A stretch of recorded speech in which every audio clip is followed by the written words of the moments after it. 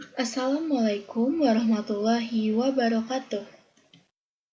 Perkenalkan, nama saya Bianca Fariza dari kelas 12 IPS 1 SMA Negeri 1 Rejang Lebong. Di video ini, saya akan membahas cara membuat jurnal khusus untuk perusahaan dagang. Pertama-tama, kita akan membahas tentang apa itu jurnal khusus. Nah, di dalam akuntansi, jenis jurnal terbagi menjadi beberapa bagian. Salah satunya adalah jurnal khusus dagang. Jurnal ini akan selalu digunakan oleh perusahaan yang menjual produk, sehingga pencatatan keuangan menjadi lebih sistematis dan rapi. Jurnal khusus atau juga disebut dengan special journal, perusahaan dagang adalah jurnal yang secara khusus diperuntukkan untuk perusahaan dagang dengan jenis transaksi yang bermacam-macam. Penggunaan jurnal umum dirasa tidak cukup untuk mencatat jenis transaksi yang banyak dan sering terjadi sehingga tidak dapat digunakan oleh perusahaan dagang. Perusahaan dagang disarankan untuk memanfaatkan jurnal khusus yang bisa dikerjakan lebih dari satu orang sesuai dengan jenis jurnal khususnya. Perusahaan dagang pada umumnya akan menemui berbagai jenis transaksi kompleks yang memerlukan detail serta catatan yang rapi. Contohnya adalah pembelian, penjualan, penerimaan kas, pengeluaran kas, dan transaksi lain yang tidak dapat digolongkan pada jenis transaksi sebelumnya. Transaksi-transaksi tersebut pun terjadi secara berkelanjutan selama satu periode akuntansi perusahaan. Maka dari itu, penggunaan jurnal khusus dirasa perlu, sehingga akuntan perusahaan bisa dengan mudah melaporkan kondisi keuangan dari setiap jenis transaksi. Selain itu, dalam jurnal khusus, transaksi dicatat lalu dikelompokkan sesuai dengan jenisnya sehingga pencatatan dan proses recall lebih mudah dilakukan. Jurnal khusus juga dapat diartikan sebagai jurnal yang dirancang secara khusus untuk mencatat jenis transaksi yang bersifat sama dan terjadi berkala secara rutin. Berdasarkan definisi tersebut, dapat disimpulkan bahwa penggunaan jurnal khusus perusahaan yaitu untuk mempermudah proses pencatatan dalam akuntansi dan mengurangi biaya yang tidak perlu untuk melakukan pencatatan yang banyak dan beragam. Berdasarkan jenis transaksinya, jurnal khusus dibedakan menjadi 4 jenis, yaitu jurnal pembelian, jurnal penjualan, jurnal penerimaan kas, dan jurnal pengeluaran kas. Untuk semua transaksi yang tidak bisa digolongkan ke dalam jurnal tersebut, akan dicatat di jurnal umum perusahaan. Agar lebih jelas, mari simak ulasan berikut ini. Macam-macam jurnal khusus. Berdasarkan penjelasan sebelumnya tadi, dapat disimpulkan bahwa 4 jenis jurnal khusus dagang, yaitu jurnal penerimaan kas untuk mencatat segala transaksi penerimaan kas, jurnal pengeluaran kas untuk mencatat segala jenis transaksi pengeluaran kas perusahaan, jurnal pembelian atau purchase journal untuk mencatat transaksi pembelian secara kredit, dan jurnal penjualan sales journal untuk mencatat jenis penjualan barang dagangan secara kredit. Sedangkan jurnal umum digunakan untuk mencatat transaksi di luar jurnal khusus dengan perbedaan pada jumlah kolom dan ditujukan untuk transaksi yang bersifat insidental, berbanding terbalik dengan jurnal khusus yang digunakan untuk transaksi rutin. Mari kita bahas satu persatu. Yang pertama, ada jurnal penerimaan kas atau cash receipt journal. Segala bentuk transaksi yang berkaitan dengan penerimaan uang tunai maupun uang kas, maka pencatatannya dilakukan di jurnal penerimaan kas. Hal ini dilakukan dengan mendebit akun kas dan mengkredit akun terkait yang terpengaruh, seperti pendapatan atau piutang dagang. Transaksi yang dicatat dalam jurnal penerimaan kas adalah penjualan yang dilakukan secara tunai, piutang yang dilunasi konsumen, penerimaan pendapatan dividen, bunga sewa, hingga retur pembelian secara tunai. Selanjutnya adalah jurnal pengeluaran kas atau Cash Payment Journal. Dalam menunjang kegiatan operasional, setiap perusahaan pasti akan mengeluarkan kas atau mengalokasikan dana untuk membeli produk-produk penunjang. Pada jurnal inilah, akun kas akan diposisikan di kolom kredit dengan mendebit pembelian, beban, peralatan, atau hutang. Segala bentuk transaksi untuk melakukan pembayaran secara tunai, sehingga membuat kas keluar, maka dicatat di jurnal pengeluaran kas. Secara rinci, beberapa jenis transaksi yang dicatat dalam jurnal pengeluaran kas adalah pembelian secara tunai, pembayaran beban, retur penjualan tunai, hingga pengambilan uang tunai untuk kepentingan pribadi.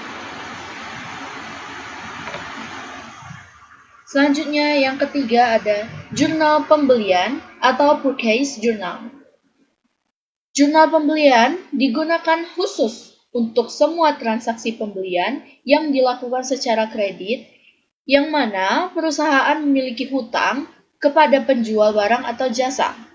Barang-barang yang dibeli secara kredit tidak terkecuali barang dagangan, perlengkapan, peralatan, inventaris, hingga aktiva tetap jangka panjang akan dicatat di dalam jurnal ini.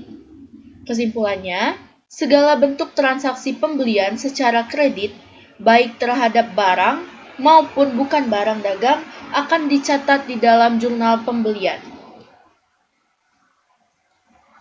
Yang keempat, ada jurnal penjualan atau sales journal. Hampir sama dengan jurnal pembelian tadi, jurnal penjualan khusus mencatat segala penjualan yang dilakukan secara kredit. Maka dari itu, perusahaan yang menjual barang dagangan secara kredit akan mencatat transaksi di jurnal penjualan dengan mendebit akun piutang dan mengkredit akun penjualan. Jurnal penjualan sangat penting dicatat sehingga jurnal piutang, jumlah piutang yang tertera dengan jelas dan bisa ditagih. Selanjutnya yang kelima ada jurnal umum atau general journal. Untuk seluruh jenis transaksi yang tidak termasuk ke dalam 4 jurnal yang telah dijelaskan tadi, maka transaksi tersebut akan dicatat di dalam jurnal umum. Jurnal umum juga disebut dengan jurnal memorial atau general journal. Beberapa contoh transaksi yang dicatat dalam jurnal umum adalah retur penjualan kredit, perubahan utang atau piutang, ayat jurnal penyesuaian, jurnal koreksi, jurnal penutup, hingga jurnal pengembalian. Bahkan, untuk setiap transaksi yang tidak termasuk jual beli produk dagang perusahaan akan dicatat di jurnal umum. Selanjutnya, untuk jurnal khusus perusahaan dagang, mari kita lihat contoh soal dan pembahasan.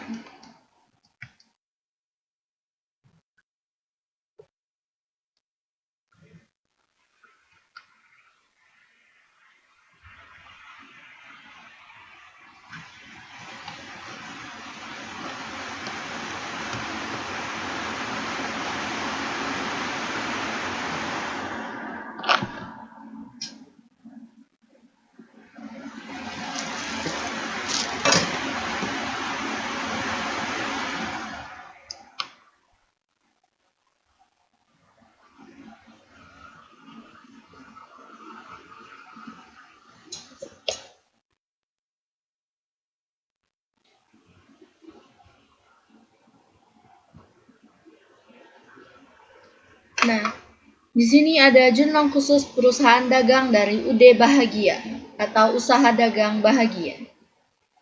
Ada 4 pernyataan di sini. Untuk pernyataan yang pertama, tanggal 1 bulan 1, dijual 100 barang dagang seharga 5 juta rupiah ke usaha dagang subur secara kredit dengan 1/3 N/30 faktur 100.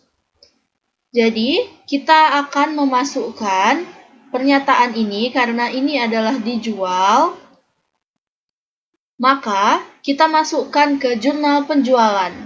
Nah, di jurnal penjualan ini Kita masukkan tanggal, tadi tanggalnya adalah tanggal 1 bulan 1, kemudian nomor fakturnya adalah 100, perusahaan tadi adalah UD Subur, syaratnya 1/3, kemudian ada di sini piutang dagang atau debit, kita masukkan 5 juta, dan tetap dikreditkan juga 5 juta.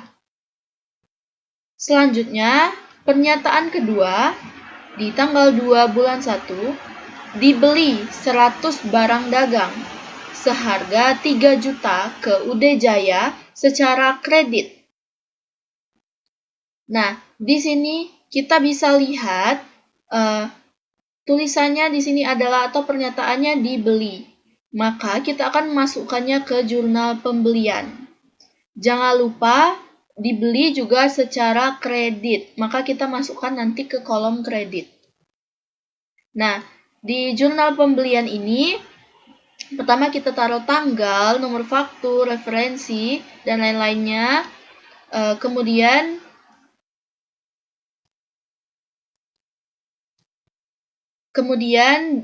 ditaruh di sana pembelian, kita membeli apa, yaitu barang dagang. Perkiraannya adalah tadi 100 barang. Kemudian jumlahnya adalah 3 juta rupiah. Nah, 3 juta rupiah ini adalah kredit. Jadi ditaruh di utang dagang ini, kredit. Kemudian pernyataan ketiga, di tanggal 3 bulan 1, dibeli 100 barang dagang seharga 200.000 ke UD Mekarsari secara tunai. Nah, karena ini tadi juga sama-sama dibeli, maka kita akan memasukkannya ke jurnal pengeluaran kas. Tetapi dibeli secara tunai, bukan kredit. Nah, di sini ada jurnal pengeluaran kas, masih sama, tinggal ditaruh tanggal, kemudian nama perusahaan, yaitu UD Mekarsari, dan pembeliannya adalah barang dagang, perkiraannya adalah 100 barang dagang tadi, dan jumlahnya adalah 200.000.